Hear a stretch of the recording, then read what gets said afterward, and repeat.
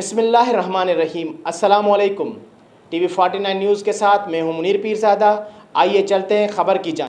District police officer ویہاڑی Tariq عزیز کی ہدایت پر قاسم علی بھٹی district traffic officer ویہاڑی کی سربراہی میں ایجوکیشن ونگ اور پیٹرولنگ پولیس نے کیسر Shahzad Khokhar chairman the hope human rights organization کے ہمراہ خود میدان میں مصروف عمل ٹریفک پولیس کی جانب سے کم عمر ڈرائیوروں کے خلاف کارروائی کی گئی اور چالان کے ساتھ ساتھ ان کے والدین کو پابند کیا گیا۔ جب تک ان کی عمر 18 سال نہیں ہوتی ان کو بائک اور گاڑی وغیرہ چلانے کے لیے نہ دیں، اور اس کے ساتھ ٹریفک ایجوکیشن یونٹ نے ڈرائیور حضرات اور ٹرانسپورٹ یوزرز کو بڑھتے ہوئے سموگ اور دھند میں حادثات سے بچاؤ کے لیے آگاہی لیکچر اور پمفلٹ تقسیم کیے، اور اسکول طالب علموں اور عام پبلک کو ہیلمٹ پہننے کے فوائد اور سائیڈ مرر اتارنے کے نقصانات اور فرنٹ اور بیک لائٹ کے دھند کے موسم میں افادیت اور اس کے بابت ہدایت کی گئی۔ ٹریفک قوانین پر عمل درآمد ہو کر بہت سے جانی اور مالی نقصان سے بچا جا سکتا ہے۔